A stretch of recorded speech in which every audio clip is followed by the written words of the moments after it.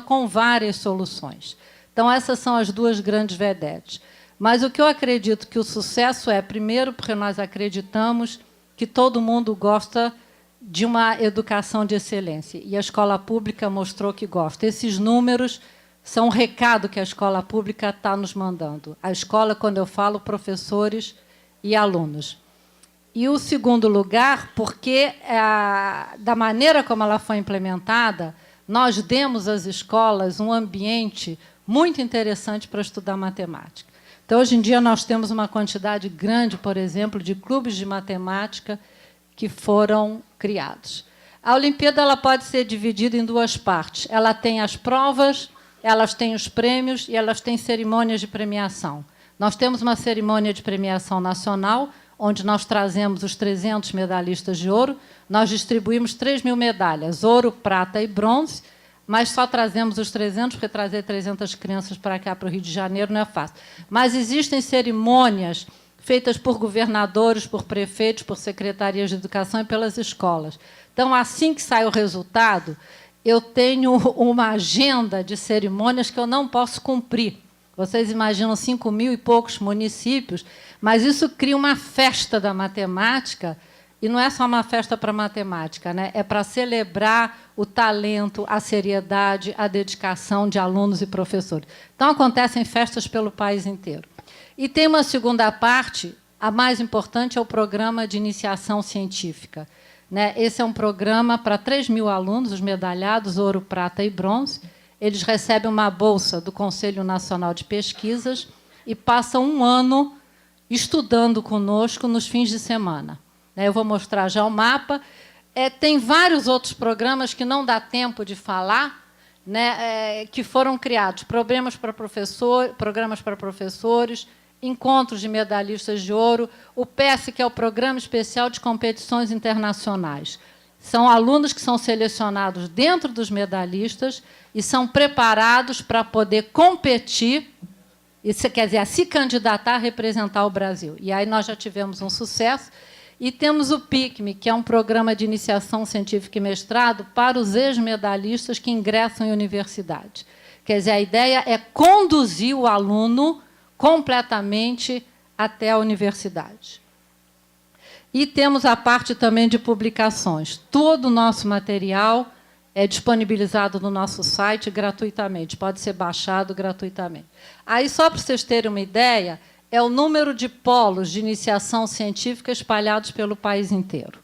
Né? Por exemplo, Minas, que tem 36, São Paulo, 32, o Amazonas, 3, o Pará, 4.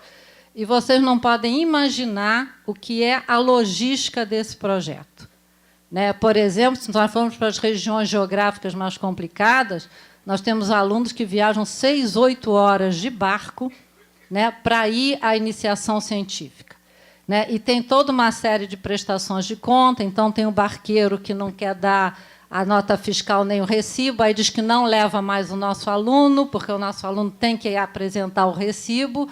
Né? Só ano passado, esse programa, a prestação de contas, sem documentos, só a prestação de conta, me mostraram, era um arquivo de 1.000 páginas, exatamente chegamos a 1.000 páginas. E, nesse programa, a gente não só ensina matemática muito sofisticada, por exemplo, os alunos chegam a aprender até criptografia, mas eles aprendem muitas coisas também. Eles aprendem que eles têm que preencher corretamente seus dados, né? Eles aprendem que o país tem um CNPq, tem uma CAPES, tem um Ministério de Ciência e Tecnologia, e que tem toda uma estrutura pronta no país à disposição dos alunos que querem ir para as áreas de ciência e tecnologia. A maioria dos alunos sequer achava que ia ingressar numa universidade, né, os alunos. E, hoje em dia, nós temos um aproveitamento quase que de 100% dos nossos alunos entrando em universidades públicas. Nós temos aqui uma representante do CNPq, né, que luta com a gente nesse programa. Nós temos todas as dificuldades que vocês podem imaginar. O aluno tem que abrir uma conta bebê jovem no Banco do Brasil. Então, é como alguns colegas meus dizem, é cidadania na veia mesmo.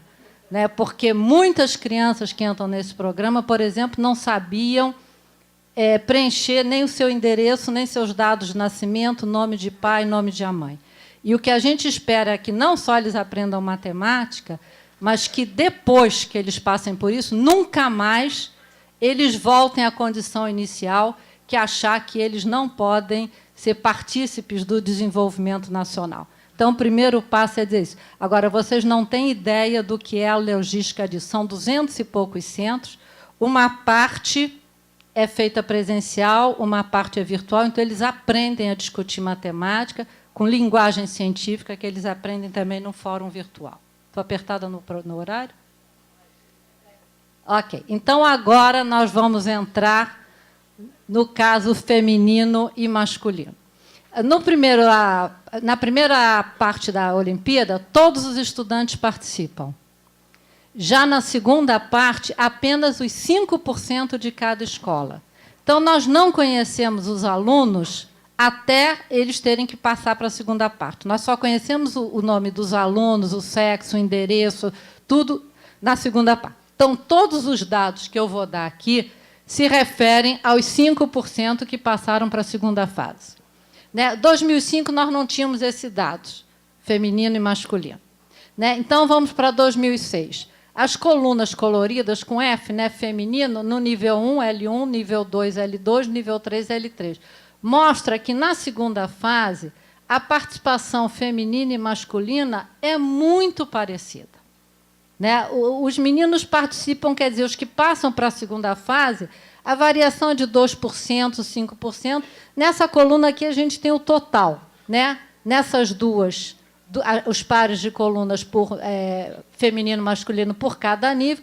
Mas vocês podem ver que os níveis e a participação feminina e masculina, elas variam muito pouco. Então, o número de meninas que passa para a segunda fase é quase igual ao número de meninos que passa para a segunda fase.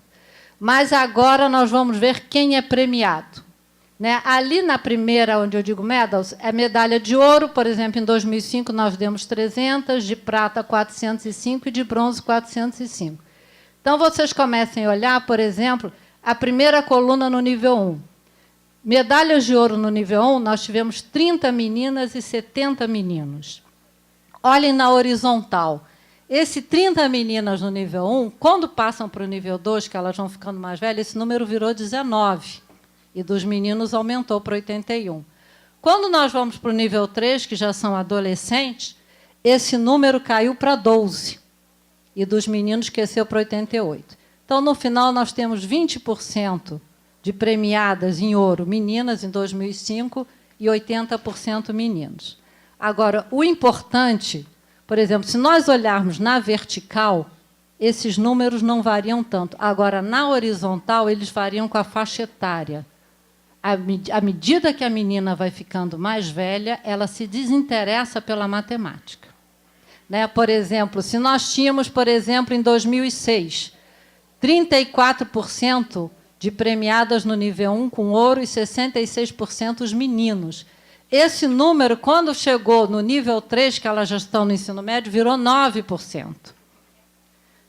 Quero. Por exemplo, aqui 34, 15 e 9. Se vocês olharem como é que isso decresce com a faixa etária, esse é um comportamento de todos os anos, em todas as classes de premiação. Quer dizer, à medida que elas vão ficando mais velhas, elas se desinteressam pela matemática, porque, obviamente, não é o talento que acaba com a idade. O talento para a matemática é uma coisa, às vezes, inerente, que ele tem que ser trabalhado. Então, isso acontece em todos os níveis. Então, vai caindo, e isso que eu achei uma coisa extremamente séria. Eu achei que ia ter uma diferença muito grande, mas, por exemplo, aqui vocês olhem, 9, 16 e 21. Olha a participação, a premiação das meninas. E eu trouxe, então, um quadro que traz esses percentuais, de medalhas 30, 19 e 12. Olhem aqui como caiu. 34, 15 para 9. E esse comportamento acontece em ouro, ele é muito mais acentuado, em prata também, em bronze. E aqui eu trouxe, nós damos certificados de menção honrosa para 30 mil alunos. Então, aqui, essa diferença é um pouquinho menor, mas caiu, por exemplo, de 45 para 27. Tá? Então, o que esses quadros mostram